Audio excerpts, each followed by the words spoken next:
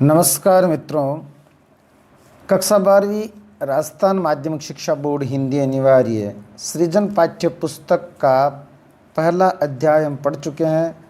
आज हम पढ़ेंगे दूसरा अध्याय, भ्रमरगीत से चयनित कुछ पद जो सूर द्वारा लिखे गए हैं।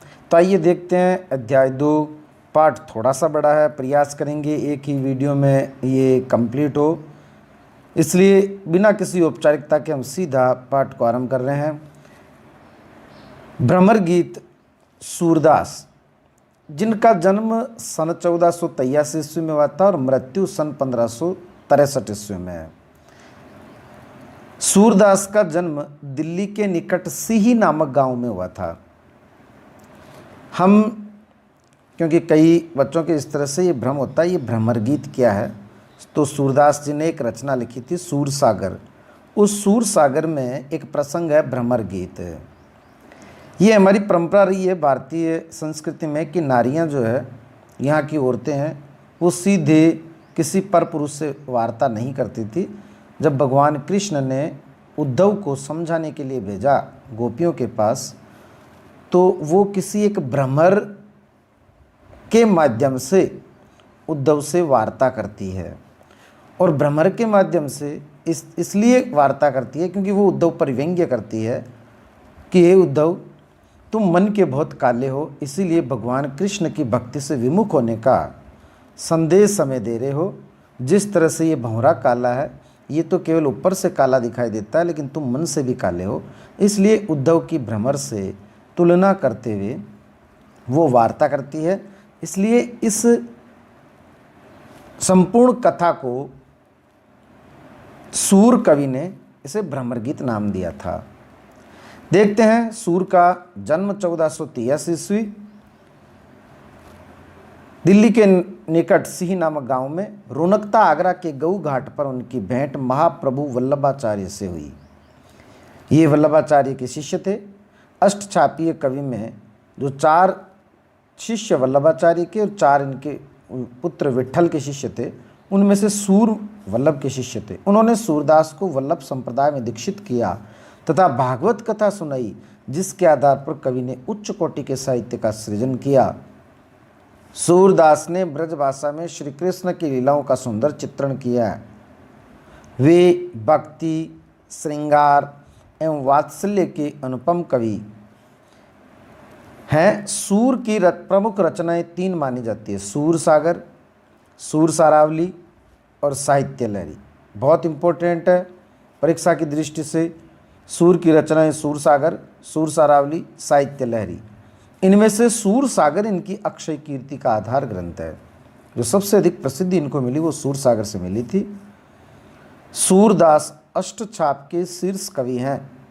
कृष्ण के लोकरंजक रूप को, लोकरंजक का मतलब है ऐसा रूप जो सभी को अच्छा लगता है। भगवान कृष्ण के बाल मनोहारी झांकियाँ, भगवान कृष्ण की बाल लीलाएँ जो सभी को अच्छी लगी, को काव्य का आधार बनाकर उन्होंने जयदेव और विद्यापति की गान परंपरा को आगे बढ़ाया। विद्यापति ने, आप देखें, ये गान परंपरा, ये गेयता, ये क्या चीज़ होती है। यदि हम वर्तमान में देखें, सूर के पद, तुलसी के पद, मीरा के पद, इनमें से यदि हम देखें तो भजनों के रूप में सूर के पदों को गाया जा सकता है, मीरा के पदों को गाया जा सकता है।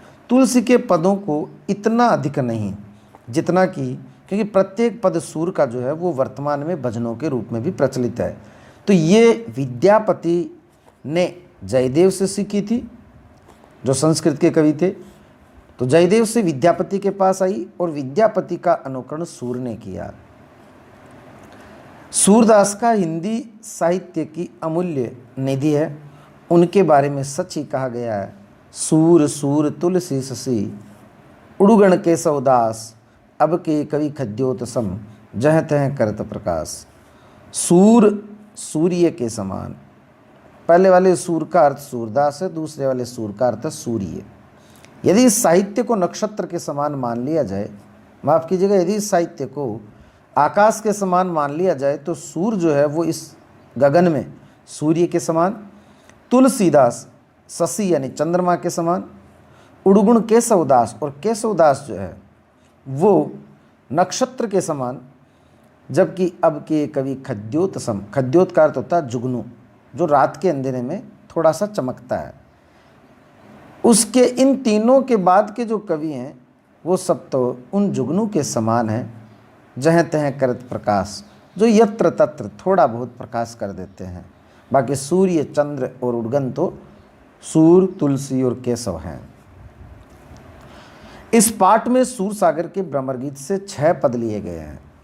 परीक्षा की दृष्टि से यदि कभी 6 शब्द पूछ लिया जाए शुद्ध कौन सा है, तो देवनागरी लिपि के मानकीकरण में 6 शब्द शुद्ध होता है। ये 6 गलत नहीं है, लेकिन मानक रूप ये है। इन दोनों में से यदि पूछा जाए तो ये राइट है। जिस तरह से यदि किसी शब्द पर हम बिंदी लगाते हैं तो वो भी राइट है और ये भी राइट है, लेकिन इनमें से मानक पूछ लिया जाए तो ये है। जब देवनागरी लिपि का मानकीकरण हुआ तो उसमें इतना ही हुआ, और ये सब टंकण की सुविधा के लिए हुआ, ताकि सभी में अलग अलग तरह के प्रतीकों का प्रयोग न करना पड़े। इसमें आधा न, इसमें आधा न, घंटी शब्द में तो घंटी में भी ऊपर बिंदी लगा करके लिखा जाए, ताकि इनमें एक रूपता रहे, घंटी पर भी बिंदी और संत पर भी बिंदी, अर्थात अनुस्वार का प्रयोग। गलत दोनों ही नहीं है, दोनों ही सही है, लेकिन जब मानक पूछा जाए तो ये वाले हैं। ठीक उसी तरह से 6 शब्द जो है वो मानक ये है। श्री कृष्ण ने विरह वेदना से व्यथित गोपियों को सांत्वना देने हेतु उद्धव को भेजा। उद्धव उन्हें निर्गुण ब्रह्म एवं योग का उपदेश देते हैं। तभी वहाँ एक भौरा आता है। गोपियाँ भ्रमर के बहाने उद्धव को जवाब देती है। उन्हें कड़वी ककड़ी के समान योग का उपदेश अरुचिकर लगता है। उनके लिए मिलन और विरह दोनों स्थितियों में श्री कृष्ण से लगाव लाभदायक है। मथुरा काजल की कोठरी के समान है। उनकी आंखें कृष्ण दर्शन को व्याकुल है। वे निर्गुण ब्रह्म के रूप, रंग, निवास, माता पिता आदि का ब्यौरा जानना चाहती है। कृष्ण की याद दिलाने वाले वन, उपवन, लता वितान, यमुना आदि विरह काल में भीषण संतापदायक बन गए हैं। जो चीज़ें उन्हें अच्छी लगती थी, भगवान कृष्ण के न होने पर वही लताएं, यमुना, वन, उपवन सब उन्हें पीड़ादायक, कष्टदायक लगते हैं, क्योंकि उनको देखने से भगवान कृष्ण की स्मृति और अधिक जीवंत उठती है। भ्रमर गीत से चयनित कुछ पद। पहला पद, जब उद्धव गोपियों को आकर के ये इस तरह से उपदेश देते हैं कि यदि तुम्हें मोक्ष को प्राप्त करना है, ईश्वर को प्राप्त करना है, तुम निर्गुण ज्ञान का मार्ग चुनो, तुम निर्गुण भक्ति को चुनो, क्योंकि ईश्वर एक है, उसके रूप नहीं होते हैं, वह अरूप है, वह निराकार है, वह अजन्मा है। तब गोपियाँ कहती है, हमारे हरि हारिल की लकड़ी। जिस तरह से हरियल पक्षी जो उस लकड़ी पर, हरियल पक्षी जो एक पालतू पक्षी होता है, शिकारी उसे पालता है और वो उस लकड़ी पर बैठा रहता है, उड़कर जाता है और वापस उसी लकड़ी पर आकर बैठ जाता है, वो उस लकड़ी को नहीं छोड़ता। तो हरि हमारे लिए उस हरियल पक्षी की लकड़ी के समान है। हरी लकड़ी के समान है और गोपियों का जो मन है वो उस हरियल पक्षी के समान है। जिस तरह से हरियल पक्षी उस लकड़ी को नहीं छोड़ता, ये मन भी भगवान कृष्ण को नहीं छोड़ता। मन बच क्रम नंद नंदन सो, मन बच का अर्थ है वचन, कर्म, नंद नंदन भगवान कृष्ण, नंद के नंदन भगवान कृष्ण, सो उर यह दृढ़ करी पकड़ी। हमारे हृदय ने इसे दृढ़तापूर्वक पकड़ रखा है। मन से, वचन से, क्रम से।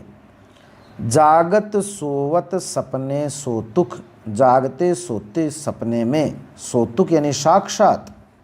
कान कान जकरी, कान्हा कान्हा जकरी हैं, रट रही हैं। सुनतई जोग लगत ऐसो अली, हे भ्रमर, हे भंवरे, हे उद्धव। जोग, ये योग मार्ग सुनने में इस तरह से लगता है ज्यों करुई ककड़ी, जैसे कोई कड़वी ककड़ी हो, क्योंकि योग जो है वो हमें अच्छा नहीं लगता, जिस तरह से कड़वी ककड़ी अच्छी नहीं लगती। सोई व्याधि हमें ले आए, देखे सुने न करी। व्याधि रोग, तुम तो ऐसा रोग लेकर के आ गए हमारे लिए जो न कभी देखा न कभी सुना। जिस तरह से कोरोना, वर्तमान में जो कोरोना चल रहा है, जो न कभी देखा न कभी सुना, ठीक उसी तरह से पता नहीं तुम कौन सी बीमारी लेकर आ गए।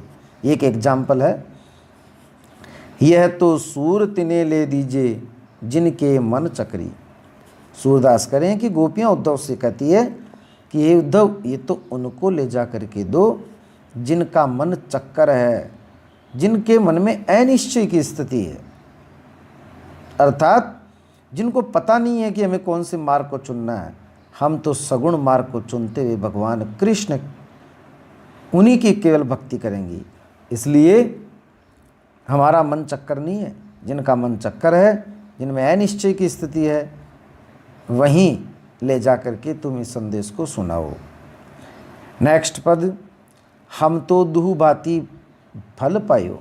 हे उद्धव, हमें तो दोनों तरह से फल प्राप्त होगा। दोनों तरह का मतलब यदि भगवान कृष्ण मिलते हैं या भगवान कृष्ण नहीं मिलते हैं, दोनों ही तरह से हमें अच्छा परिणाम मिलेगा। किस तरह? जो ब्रजनाथ मिले तो नीको, नीको यानी अच्छा, यदि ब्रजनाथ मिल जाएंगे तो हमारे लिए अच्छा है, हम उनके दर्शन कर लेंगे। नातरु, नहीं तो जगजस गायो, नहीं तो उनका यशोगान तो करेंगे, हमें यशोगान, उनका, उनके भजन, उनके गुणगान गाने का अवसर प्राप्त होगा।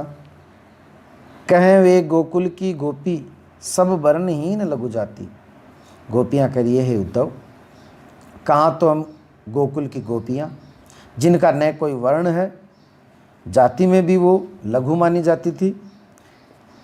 कहें वे कमला के स्वामी, और कहाँ वे कमला के स्वामी, संग मिली बैठी कपाती। और कहाँ वो कमला लक्ष्मी का पर्यायवाची, तो लक्ष्मी के पर्यायवाची के आधार पर इसका अर्थ होगा कमला के स्वामी अर्थात लक्ष्मी के स्वामी अर्थात विष्णु। संग मिली बैठी कपाती, और हम सब मिल बैठकर एक ही पंक्ति में मिल बैठ करके बातें करते थे, खेलते थे, खाना खाते थे। निगम ध्यान मुनि ज्ञान अगोचर। निगम वेदों के ध्यान में, वेदों के ज्ञान में, मुनियों के ज्ञान में जो अगोचर बताए जाते हैं, वेदों में ऐसा वर्णित है, मुनि के ज्ञान में भी ऐसा है। मुनि भी ऐसा कहते हैं कि वो अगोचर है, जो दिखाई नहीं पड़े। ते भय घोष निवासी, वो यहाँ घोष का अर्थ है अहीरों की बस्ती, वो यहाँ अहीरों की बस्ती में निवास करते थे।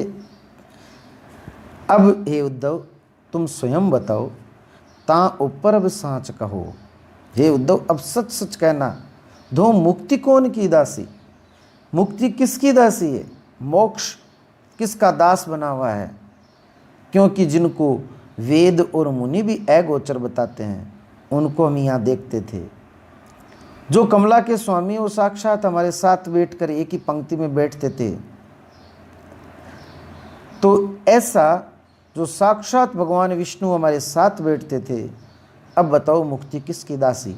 जोग कथा पा लागो उदो ना कहूँ बारंबार। ये उद्धव, हम तो पाँव पड़ते हैं, पैर पकड़ते हैं, ये योग की कथा हमें बार बार मत कहो। सूर्य श्याम तज और भजे। सूरदास कह रहे हैं, वर्णन करते हैं कि गोपियाँ उद्धव से कहती है कि शाम को तजकर यदि और किसी को भजते हैं, ताकि जननी छार, उसकी माता तो व्यर्थ है। नेक्स्ट पद, बिलग जनी मानहु उधो प्यारे। बिलग जनी मानहु उधो प्यारे। हे उद्धव, बुरा मत मानना। जनी का अर्थ होता है मत, बिलग यानी बुरा। हे उद्धव, बुरा मत मानना। वह मथुरा काजर की कोठरी, वह मथुरा तो काजर की कोठरी है। ऐसे प्रतीत होता है जैसे मथुरा तो किसी काजल की कोठरी हो। जे आवई ते कारे, उधर से जो भी आता है वो काला ही काला है। उद्धव को वो इसलिए काला कहती है क्योंकि उद्धव उन्हें भगवान कृष्ण के भक्ति मार्ग को छोड़ करके योग मार्ग को अपनाने की बात कहता है, इसलिए वो उसे मानती है कि तुम मन से बहुत काले हो। तुम कारे सुफलक्षुत कारे। सुफलक्षुत अर्थात अक्रूर। अक्रूर जी वो जो भगवान कृष्ण और बलराम को यहाँ से ले गए थे मल्ल युद्ध के लिए जब कंस ने आमंत्रण भेजा तब भगवान कृष्ण और बलराम को लेने के लिए अक्रूर आए थे।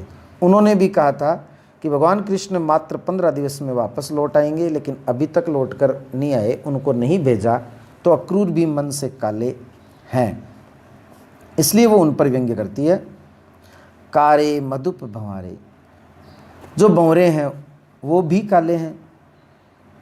तिनके संग अधिक छवि उपजत, कमल नयन मनियारे। इन सब के साथ अधिक छवि वाले तो केवल कमल नयन जो मणियों से युक्त हैं भगवान कृष्ण ही केवल दिखाई पड़ते हैं। से सभी तो मानहु नील माटते काडे, मानो किसी नीले पानी से युक्त जो माट मिट्टी से बना हुआ कोई घड़ा है, कोई पात्र है, उनमें से सबको निकाल करके ले जमुना जाए पखारे, और यमुना में उनको धोया हो। पखारने का अर्थ धोना। तागुन श्याम भई कालिंदी, तभी तो कालिंदी यानी यमुना श्याम भई, उन गुणों के कारण ही तो श्याम हो गई, काली हो गई। सूर्य श्याम गुण न्यारे, हाँ गुणों में केवल श्याम जो है वो अलग है। इस तरह से भगवान श्याम को अलग बताते हुए गोपियाँ उद्धव पर व्यंग्य करती है।